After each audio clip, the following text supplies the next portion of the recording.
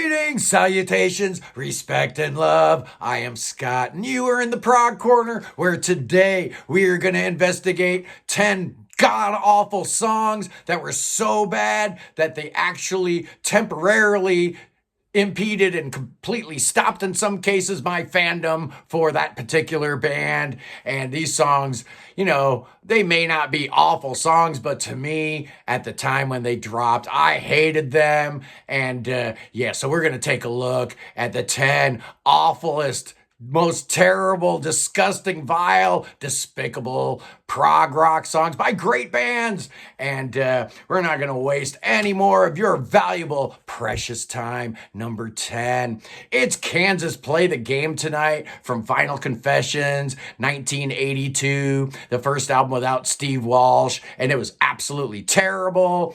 Kerry Livgren and Robbie Steinhardt were still there, but they had a new singer, John Elefante. He did a good job, but this was just straight AOR. The prog was completely gone, and as a result, I was done with Kansas for a long, long time. My fandom pretty much stopped dead in its tracks that day. At number 9, we're going to 1977.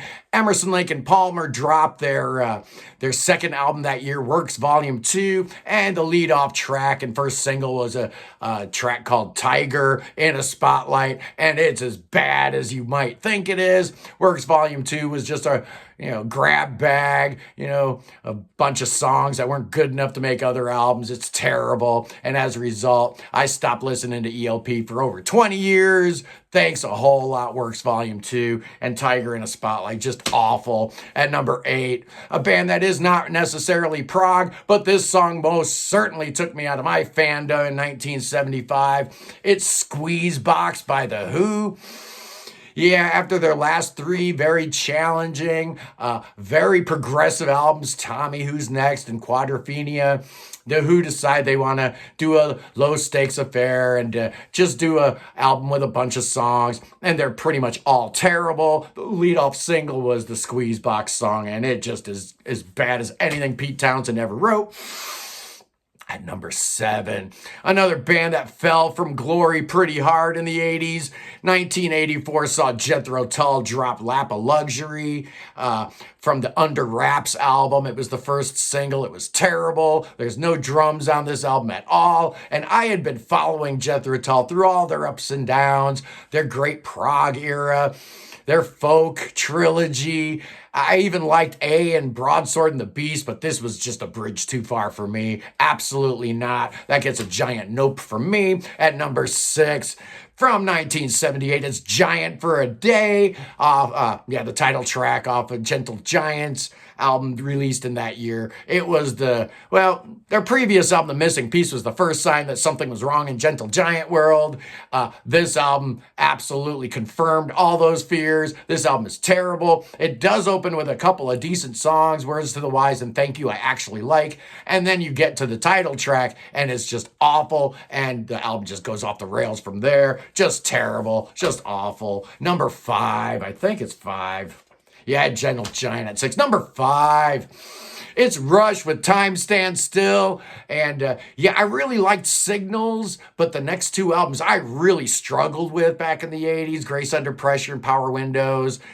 I didn't really like them, but I tried really hard to like them because I did like Signals. And then I see the video on MTV of Geddy Lee and Amy Mann, and it just made me sick to my stomach. I hated it, and I stopped being a Rush fan for years. I didn't buy another Rush album until Clockwork Angels came out, if you want to know the honest truth. Obviously, I've gone back and filled those holes, and honestly, Hold Your Fire is not that bad an album, actually. And the song in question here, the little duet with Amy Mann, it's actually a nice song. I do like it. But it was the 80s. I wanted prog, and they weren't giving it to me, so I was a little salty about it. At number 4, a song that I have always despised, and I despise to this day. It ended my Pink Floyd fandom with one fell swoop, and that's Another Brick in the Wall from 1979. The Wall has some decent tracks. I do like it. I don't like it as a double album. If it were a single album, I'd probably like it a whole lot more. But this was the song that absolutely ended my Pink Floyd fandom. I don't think I ever really got back into them. The final cut was fine. Division Bell, Momentary Lapse of Reason, Endless River. Come on. It was over, and the wall was where I ended. It was over for me with that awful children singing with the disco beat. It's just god awful, terrible at number 3. From 1978, Genesis and Then There Were Three dropped, and I was so disappointed. But there were a couple of good songs, and then you get to something called Scenes from the Night's Dream, and it is just so childish and pedestrian, sophomoric. The lyrics are terrible. Yeah, I guess, Peter, Mike, and Phil all had their first kids, right around that time, 1977, 1978, even though Phil had an adopted child. The three of them did not become fathers until 77, and something definitely happened to their songwriting. It just went down the tubes, and you see that with a lot of artists. They have kids, and all of a sudden they forget how to write a good song. At number 2, this song just sickens me to no end. Yeah, I listened to it the other day. It's not nearly as bad as I thought it was when it dropped back in 1979, but it's bad. It Styx, and it's Babe. And I remember going to see Styx in 1980 in Fort Myers, and I was with some guy who was the lead singer for a band called Gay Cowboys in Bondage, and he had crutches, so we were able to get up front real easy. He didn't need crutches. He just thought it was cool to walk around with him. And as soon as Dennis DeYoung started singing Babe, we were close enough to the stage. Then he picked up that crutch, and he just started jabbing him in the balls. It was terrible. It was hilarious. What an awful song. I hate it. But my most despised song that ended my fandom for this band for many, many years, 1978 saw the release of Yes's Tormato. What a letdown it was after the great return to form that Going for the One was. You get this terrible album. And again, I like a couple tracks on there. I was not completely turned off. The cassette didn't go flying overboard right away. It took Circus of Heaven for me to start retching. And yeah, that cassette tape flew overboard. Somewhere between the Dominican Republic and Puerto Rico, if you want to drain the ocean, you'll see a cassette copy of Tormato. The little kid at the end, just stupid. I hate it. Anyway, those are the 10 worst songs by great prog rock bands, according to me. Those were 10 songs that just absolutely turned my stomach and actually turned me against all 10 of those bands. I love all 10 of those bands, so, I'm not salty anymore about it. It was the times. If you notice, most of those tracks were late 70s and early 80s when things started just going all haywire for our beloved genre. Anyway, I hope you guys had an incredible Christmas. It has been 2 long weeks since I published a video, so I figured why not, drop one today. I've been thinking about doing this episode for a while. It sounded like a lot of fun, and it really was.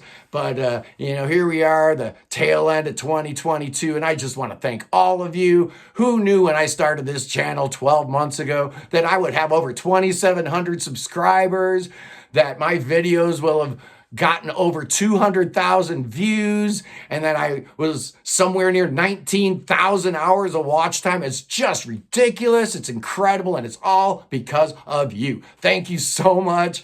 If you're a new subscriber, thanks for checking in.